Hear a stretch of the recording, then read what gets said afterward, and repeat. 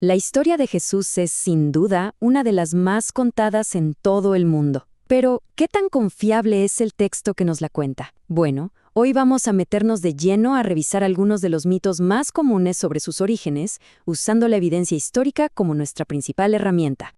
Esta cita, que se hizo súper popular, plantea una pregunta clave. ¿Lo que leemos hoy es realmente lo mismo que se escribió hace casi 2000 años? Vamos a analizar la evidencia paso a paso. Ok, vamos por partes. Lo primero es el texto en sí, el documento físico. Existe la idea de que con tantos siglos de copias a mano, el mensaje original se fue distorsionando, como en el juego del teléfono descompuesto, ¿no? Y es una pregunta muy lógica. Piénsenlo. 1500 años de gente copiando textos a mano. Es casi imposible que no se cometan errores. Pero, según los expertos, resulta que la analogía del teléfono descompuesto quizá no es la más adecuada en este caso. A ver, en el juego del teléfono hay una sola línea. Si alguien se equivoca, el error se pasa sí o sí hasta el final. Pero con los manuscritos del Nuevo Testamento, la cosa es muy distinta. No tenemos una línea, tenemos miles. Manuscritos de diferentes lugares y de diferentes épocas. Esto permite a los eruditos compararlos todos, como si fueran un rompecabezas gigante, para reconstruir el original con una precisión estadística altísima. Claro, pero eso no quiere decir que no haya diferencias entre los manuscritos. Por supuesto que las hay. A estas diferencias se les llama variantes, y aquí es donde se pone muy interesante, porque la clave está en entender de qué tipo de diferencias estamos hablando. Miren estos números. La inmensa mayoría de las variantes, el 75%, son simples errores de ortografía o palabras sin sentido. Otro 24% son cosas como cambiar el orden de las palabras, que no alteran para nada el significado. ¿Y el resto? Bueno, menos del 1% de todas las variantes son cambios que de verdad importan y que además podrían ser originales. Menos del 1%. Es un nivel de consistencia impresionante para un texto tan antiguo. Y el punto final, que es crucial, es que incluso dentro de esa diminuta fracción de variantes importantes, ninguna afecta a una creencia o doctrina central del cristianismo. Así que, a pesar del mito del teléfono descompuesto, la evidencia nos muestra una base textual increíblemente sólida. Bien, ya establecimos que el texto es bastante fiable. Ahora, la siguiente gran pregunta es, ¿qué dice ese texto sobre su personaje principal? Hay un mito muy extendido que dice que la divinidad de Jesús fue una idea que se inventó mucho después por razones políticas. Y la acusación siempre apunta a un momento clave de la historia, el Concilio de Nicea, en el año 325 después de Cristo.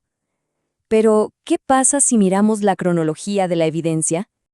Bueno, si nos vamos para atrás en el tiempo, esa idea se desmorona. Décadas después de la muerte de Jesús, en los años 50, ya en las cartas del apóstol Pablo se le llama Señor, un título reservado para Dios, y se le describe como en forma de Dios. La creencia en su divinidad es muy temprana, siglos antes de Nicea. Es que el debate en el Concilio de Nicea no era, oigan, ¿declaramos a Jesús divino o no? Para nada, esa creencia ya estaba ahí. La verdadera pregunta era, ¿cómo era divino? El debate principal era contra una idea llamada arrianismo, que decía que Jesús era un ser creado, muy poderoso sí, pero inferior a Dios Padre. Y esto nos lleva a un término técnico, cristología, que básicamente es el estudio sobre la naturaleza de Cristo. Lo que la evidencia parece mostrar es que la cristología más antigua era también la más alta, o sea, que los primerísimos seguidores ya lo veían como plenamente divino. Bien, esto nos trae al tercer gran desafío, la idea de que la historia de Jesús en realidad no es original, sino que fue como un copy-paste de mitos paganos más antiguos, de dioses que morían y resucitaban. Esta teoría, que algunos académicos llaman con un poco de ironía paralelomanía, sugiere que la historia de Jesús es simplemente la versión judía de un cuento que ya existía. Pero cuando se ponen las historias una al lado de la otra, las supuestas similitudes empiezan a desaparecer. Las diferencias son fundamentales. Por ejemplo, Jesús es una figura histórica, mientras que los otros son personajes mitológicos. Su muerte se presenta como un sacrificio voluntario, no como una derrota trágica. Y su resurrección es un evento corporal, único, no un símbolo del ciclo de las estaciones. Ok, pero siempre queda la pregunta. ¿Y qué hay de los otros evangelios? Esos libros que no entraron en la Biblia. ¿Será que los quitaron porque mostraban un Jesús más humano y eso no convenía? Bueno, comparemos el tono. Primero, aquí tenemos una enseñanza de un evangelio canónico, el de Marcos. La idea central es el servicio, el sacrificio. Y ahora, escuchen esto, es de un evangelio apócrifo. El contraste es brutal, ¿no?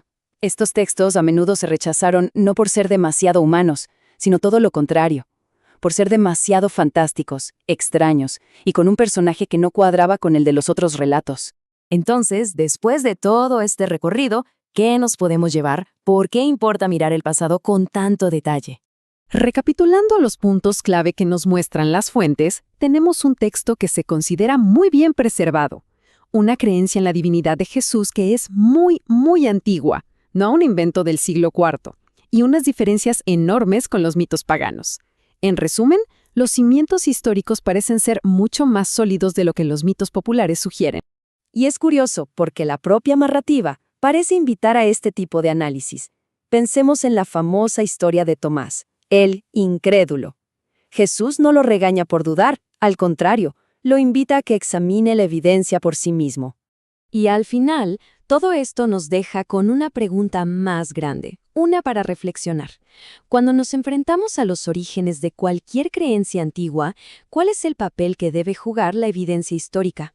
Encontrar ese equilibrio entre el escepticismo, la fe y lo que nos dicen los registros del pasado, ese es el gran desafío.